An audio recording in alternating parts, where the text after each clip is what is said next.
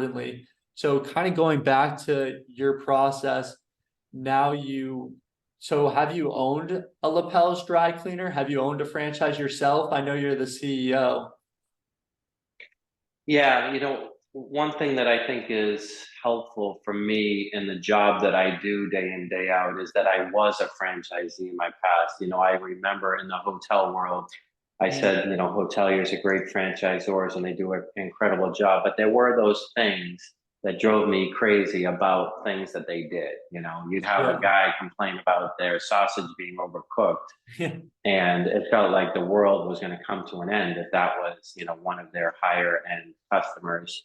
And it was like our relationship that we had had for years just went out the door because somebody's sausage was overcooked. So there were things that I realized I liked and I didn't like about my franchisor. And I'm sure people would say that about me as well, and virtually every franchisor. But I think having that perspective of being on the other side is super helpful. So to answer your question, yes, I am a franchisee. I own and operate 4 franchises in the greater Boston market. And Mm, very often what happens in my crew is, I'll get on a marketing committee call as the CEO of the company to listen in on, what we're planning for next year with the brand fund. And I will then flip my hat around and say, okay, well, franchisee who's paying into this fund, here's what I'm concerned about. Here's what's important yeah. to me. I need analytics. I can't throw dollars at branding that you tell me is going to work. I need to see an actual result. So I think that is very helpful. And I know that trend is starting to wane away from franchisors being in the operating business. But for me personally, it just sort of keeps me honest and keeps my ears open and, helps me to understand the business. It's super easy for me to make things seem really easy as the CEO of the company. Yeah. But I know how hard it is to run the business, any business. I know people are getting in early and they're dealing with challenges day in and day out that are different this week than last week. So, I understand that and appreciate all that. And I just think that makes me more effective at the job I do.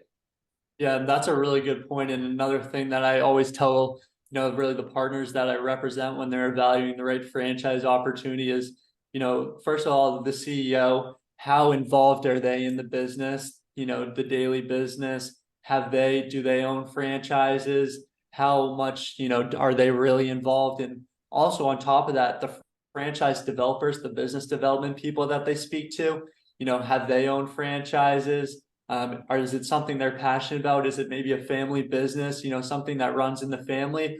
Or is it, yeah, my friend kind of introduced me. It kind of aligned with my income levels, trying to really make sure are the people involved in the organization passionate about what they do?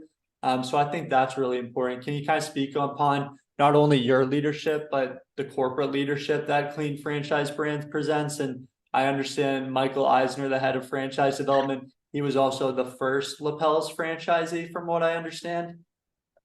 Yeah, that's a great point, Josh, which I think it sounds like you're articulating to the people you're working with, and I think is important to articulate to people because not only is that powerful as you're trying to analyze what business you're going to get into, Mm, but once you are in the business and you're a franchisee and you're operating that business, these people, these corporate people are really your lifeline. yeah, They're your corporate consultants day in and day out. And if you have somebody that's awarding franchises that, worked at this concept last year and this concept the year before and this concept, and they really don't understand the business, right. um, they're not going to be helpful to you at all once they have your initial franchise fee. Yeah. So yeah, that is very helpful to understand. That's a really good point.